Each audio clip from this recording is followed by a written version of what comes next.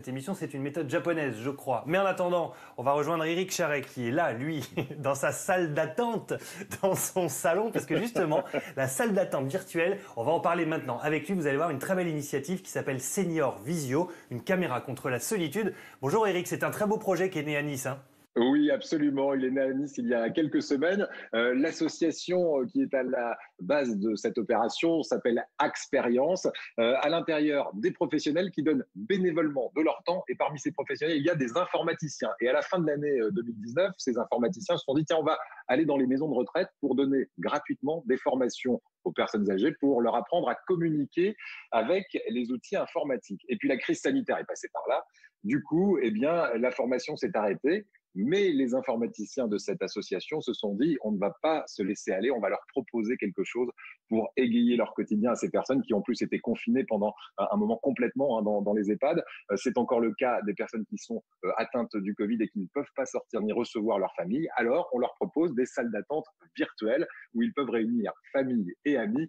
Celle qui va nous expliquer s'appelle Angélique Alastal, elle est à la fois chroniqueuse dans Ensemble c'est mieux, mais elle est aussi une ambassadrice de cette association. Elle nous explique comment ça marche, cette salle d'attente virtuelle. Regardez.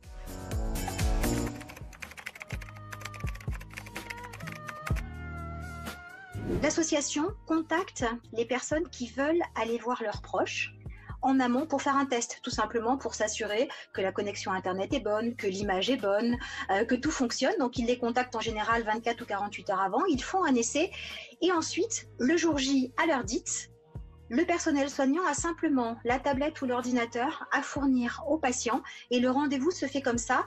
Les visiteurs, entre guillemets, les visiteurs virtuels, arrivent 10 minutes avant dans la salle d'attente et ce qui est assez formidable, c'est qu'il peut y avoir plusieurs visiteurs, une vingtaine, donc c'est déjà arrivé qu'il y en ait un petit peu plus de 15, pour voir la même personne et que ces personnes-là, ces visiteurs, soient répartis aux quatre coins de la planète. C'est formidable de pouvoir faire ça aujourd'hui. Justement, il faudrait que beaucoup plus de gens soient informés de ces solutions simples, efficaces, rapides, non invasives et que ça pourrait simplifier la vie de tout le monde. Il y a beaucoup d'émotions parce qu'évidemment, c'est l'humain qui est replacé au centre de tout. Et puis là, on ne peut pas dire équipez-vous d'un masque, vous devez passer vos mains au gel hydroalcoolique, vous devez respecter une distance de 1 mètre, vous ne pouvez pas rentrer à plus de 2 dans la pièce. Tout le monde est là en même temps.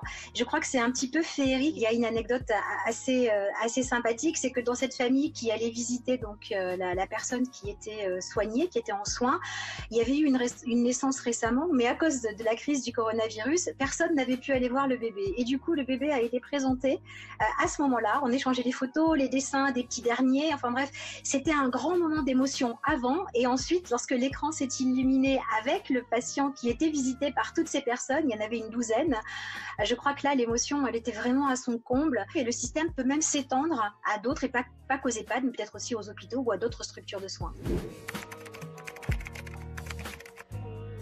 Je crois que les belles initiatives, elles arrivent aussi quand parfois on est un petit peu au pied du mur. Et puis, quand on procure du bien aux autres, quand on fait plaisir aux autres, c'est un petit peu égoïste aussi, mais ça fait du bien à soi.